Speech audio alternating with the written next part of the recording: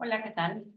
Eh, Les voy a hablar sobre la prevención y protección contra el fraude telefónico.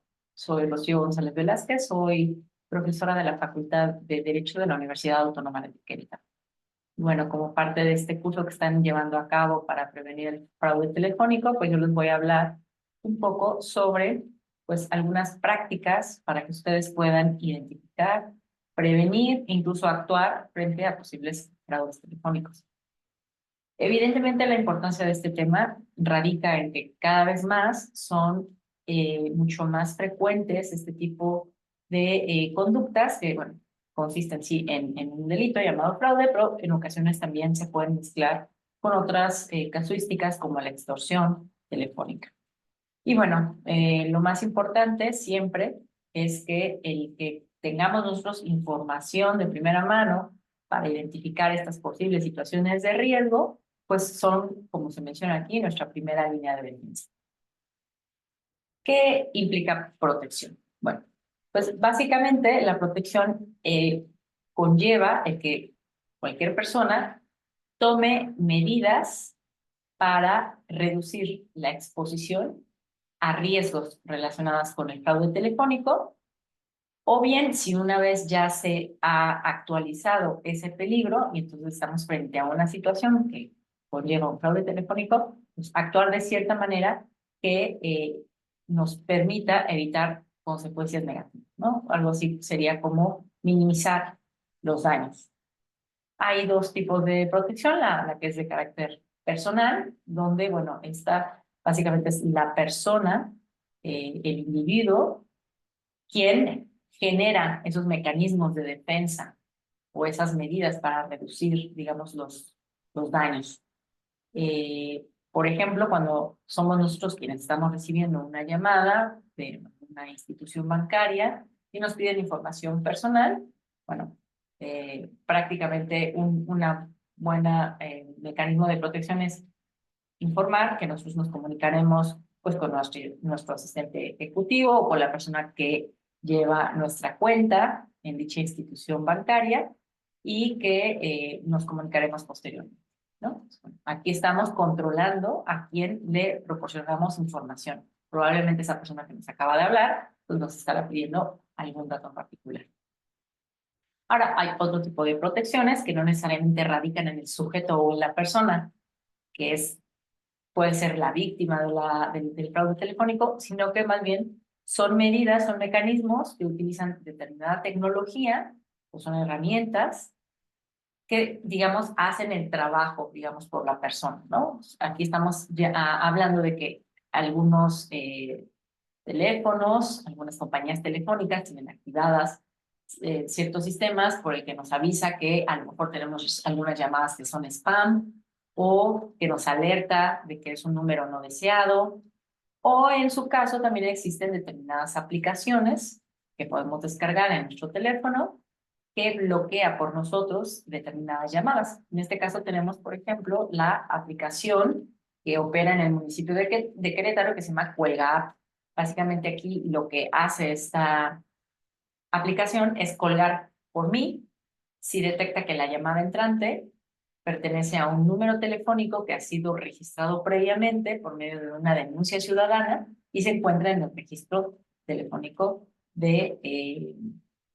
digamos, de denuncias ciudadanas, ¿sí?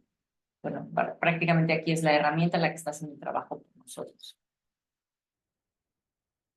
La protección es distinta de la prevención. La prevención, digamos, que es un poco más amplia que la protección. La protección, vamos a ver más adelante, que básicamente podemos estar ya en una situación en donde se ha actualizado un fraude telefónico y nosotros tenemos que protegernos frente a esa situación. Pero la prevención es mucho más amplia. Realmente lo que busca la prevención es anticipar, aún sin estar en una situación de riesgo, pues esas determinadas circunstancias en las que pueden ocurrir un fraude y anticiparnos, actuar de manera previa a. Hay tres tipos de prevención, la denominada primaria, que básicamente estaba dirigida a todo mundo, a todas las personas, y pues un ejemplo de prevención primaria es este curso que ustedes están tomando por sí mismos, que les brinda a ustedes determinadas herramientas e información para la acción. Existen otros, un nivel, digamos, superior de prevención, que es la llamada prevención secundaria, donde ya las estrategias van focalizadas a determinados grupos de riesgo. En este caso, por ejemplo, si desde las estadísticas nos damos cuenta que los fraudes telefónicos ocurren en mayor medida entre las personas de ciertas franjas etarias, o sea, que son a lo mejor o muy jóvenes o muy niños, niñas, o son personas muy mayores que quizá no tienen mucha, digamos, alfabetización digital, ¿no? O no están como bien informados sobre el tema del fraude telefónico, pues respecto de esas poblaciones se generarían estrategias de prevención para llevarles información específica. A lo mejor respecto de esas poblaciones les pediríamos que usaran ciertas aplicaciones de bloqueo de llamadas, etc. Y la prevención, la última prevención, digamos, es aún más focalizada que la anterior, es la terciaria. Y bueno, este tipo de prevención es la que ya, digamos, actúa cuando una situación se produjo, ¿sí? Cuando una situación de riesgo se actualizó y por tanto pudo haber dejado en su camino algún daño. Y lo que busca, pues, es reducir el impacto, ¿no? Entonces, bueno, la prevención terciaria prácticamente tiene un nexo muy claro con el tema de la protección. La prevención terciaria prácticamente se funde con el tema de la protección. No es que sean aspectos contrarios opuestos, la prevención y la protección son ideas complementarias. La prevención, como dije anteriormente, persigue reducir esas probabilidades de que ocurra un fraude, incluso antes de que ese riesgo esté ahí latente. En cambio, la protección garantiza que si ya estamos en una situación de amenaza, en un escenario que se están actualizando esos factores de riesgo, pues que las personas tengan defensas para enfrentarlas, ya sea desde una decisión personal o que sea una herramienta tecnológica la que entra, digamos, a bajar, digamos, el nivel de amenaza, ¿no? A reducir ese nivel de amenaza. Es importante que ustedes conozcan algunas señales, digamos, de advertencia en casos de fraude telefónico, ¿no? Seguramente ya lo habrán escuchado a lo largo de este curso. Pues bueno, cuando recibimos llamadas de números desconocidos o inusuales, si alguien nos llama pidiéndonos información personal o financiera, por muy bien estructurado todo el discurso que nos esté dando y pareciera como muy creíble todo lo que nos está diciendo, pues bueno, sabemos que el día de hoy, pues prácticamente ni instituciones bancarias, ni instituciones de gobierno, ni otras empresas solicitan datos personales. Habría ocasiones en las que alguien nos pedirá datos y justificarán, digamos, alguna situación de amenaza, alguna situación de urgencia. Cuando se presenten estos escenarios, ya sean llamadas de números desconocidos o solicitudes de información personal financiera o una situación, digamos, de amenaza o de urgencia injustificada, es cuando se nos deben de levantar las señales de alerta. Entonces, bueno, debemos de estar alerta, ¿sí? Recibimos llamadas, por ejemplo, de un supuesto empleado bancario que me dice que están llevando a cabo movimientos extraños en mis cuentas y que está a punto de realizarse una transacción, pero requiere que de mis datos para pues, cancelar esa transacción. Bueno, ningún empleado bancario pide ninguna clave, ¿no? De las tarjetas bancarias, no piden datos específicos de alguien, ¿sí? También se da el caso de que supuestamente una persona que trabaja para instituciones federales o estatales como el Sistema de Administración Tributaria o el Instituto Mexicano de Seguridad Social, nos llaman diciendo que tenemos alguna deuda, algún incumplimiento fiscal, puede ser en el caso del SAT, y prácticamente nos piden que paguemos a determinada cuenta y amenazan que si no pagamos, pues bueno, podrá venir alguna situación específica que realmente implicaría, ¿no? Un riesgo en nuestro patrimonio. Entonces, bueno, ahí hay un ejemplo de que es una amenaza hasta cierto punto injustificada. También se da el caso de los supuestos secuestradores, personas que supuestamente secuestran a alguien de nuestra familia, o un supuesto familiar, amigo, lejano, que no hemos visto desde hace mucho tiempo, que requiere dinero, el, o el supuesto empleado o empleada de una empresa, puede ser de una cadena de hoteles o de algún otro tipo de negocios que se dediquen al ocio y al turismo y que nos informe sobre un premio que hemos recibido, pero que tenemos que dar dinero a cambio de ese premio, ¿no? Y finalmente es también común recibir llamadas de supuestos integrantes de células del crimen organizado, de carteles, que nos piden dinero a cambio de protección, ¿no? O sea, que a lo mejor hacen pasar por integrantes de algún cartel en particular y nos dice que si no procedemos al pago de X cantidad, pues pueden ir contra nosotros, contra nuestra familia, contra un negocio que tengamos, ¿no? Bueno, en todos estos casos, la sugerencia siempre es colgar, porque es muy probable que estés frente a un caso de fraude o incluso de extorsión, en el caso, por ejemplo, de esta llamada del supuesto integrante de un cártel. Además de colgar, pues la idea es que denuncies. En el caso de Querétaro, hay una división de la eh, Secretaría de Seguridad Ciudadana del Estado, donde hay una policía cibernética que se encarga de recibir estas denuncias y así vamos alimentando también esa base de datos que está conectada con esta aplicación llamada Cuelga App para que pues posteriormente evitemos y cortemos, digamos, de tajo la posibilidad de que esa persona siga llamando a otras personas.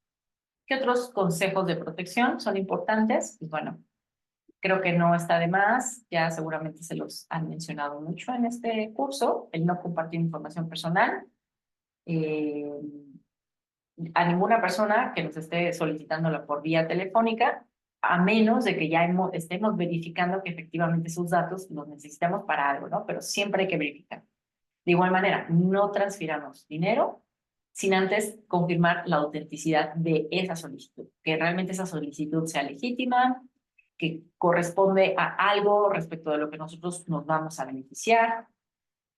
Y alguna otra sugerencia es que uses funciones de bloqueo para números sospechosos o que incluso vayas registrando de aquellas llamadas telefónicas que llegan de ladas que no corresponden a la de tu ciudad o de números desconocidos, incluso contestas y que no contesta nadie, que cuelgan, pues esas las vayas registrando en tu propio teléfono como spam o llamadas no deseadas o números no deseados. Algunos consejos de prevención.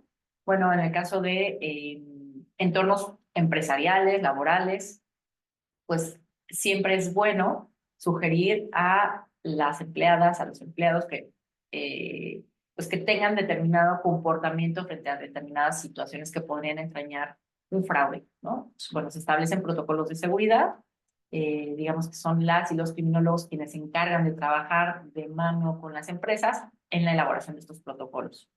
Pero esos protocolos también pueden estar no tan técnicos, pero en el ámbito personal, en el ámbito familiar. De igual manera, se sugiere que de manera periódica revisemos estados financieros, alertas bancarias, para justamente no caer en este juego de aquellas llamadas que nos dicen que tenemos alguna transacción por una cantidad alta de dinero y que no reconocemos. Entonces, a veces, frente al temor de que eso sea real, accedemos a dar información, ¿no? Como que nos nublamos un poco nuestro pensamiento, ¿no? Para las personas que tenemos aversión al riesgo, aversión a la pérdida, pues puede ser muy normal para nosotros dar esa información. Por supuesto, también es muy importante, como un consejo de prevención adicional, que se mantenga una comunicación activa por aquellos grupos de personas que están en mayor situación de vulnerabilidad, que como ya había mencionado, son personas que son muy pequeñas, ¿no? Las niñeces, quizás hasta adolescentes, que no están formados ni informados de este tipo de prácticas delictivas, o personas muy mayores que pues también quizá no están tan expuestos a este tipo de situaciones. Y bueno, ya para ir cerrando esta plática, este módulo de su curso, pues bueno, mencionarles que estos temas de la protección y la prevención se estudian desde la criminología, ¿no? Hay distintas teorías, distintas representaciones de la realidad que intentan explicar cómo es que la protección y la prevención son útiles frente a situaciones como las llamadas de fraude telefónico. Bueno, tienen un impacto importante la protección y la prevención, especialmente vistos desde la teoría de la oportunidad del delito. Esta teoría lo que nos dice básicamente es que para que un delito se dé, pues no solamente existe un delincuente motivado, que en este caso es quien está realizando la llamada y está motivado por una futura ganancia económica, ¿no? Sino que también tiene que haber un objeto atractivo o vulnerable. En este sentido, el objeto atractivo o vulnerable, pues somos hasta cierto punto también las personas. Somos vulnerables cuando no estamos familiarizados y familiarizadas con todas estas ideas de la prevención y protección del fraude telefónico. Y la ausencia de guardianes efectivos que puedan prevenir el delito. Cuando estamos en una conversación persona a persona, pues a menos de que haya gente a nuestro alrededor que nos permita también comentar con esas personas lo que está pasando, la información que estamos recibiendo, lo que nos están exigiendo, sobre todo en esos casos donde a veces normalmente nos amenazan con que han secuestrado a algún familiar, etcétera. Si no hay alguien que esté a nuestro lado acompañándonos en esa situación, es muy normal, ¿no? Y desde una perspectiva psicológica que caigamos en esos fraudes. Entonces, bueno, prácticamente la teoría de la oportunidad del delito nos dice que cuando se dan estos tres elementos, muy probablemente se va a consumar el fraude. Digamos que aquí lo que nosotros tenemos que trabajar desde una perspectiva de prevención y protección es pues efectivamente que los objetivos que en ocasiones tenemos nosotras las personas no seamos vulnerables, que precisamente estemos informadas, estemos educadas para evitar ser víctimas de fraude telefónico. Pues bueno, muchísimas gracias por la atención, espero que sigan teniendo una buena experiencia en este curso y recuerden que la prevención y la protección la hacemos todas y todos en nuestro día a día. Así es que no bajemos la guardia. Muchas gracias.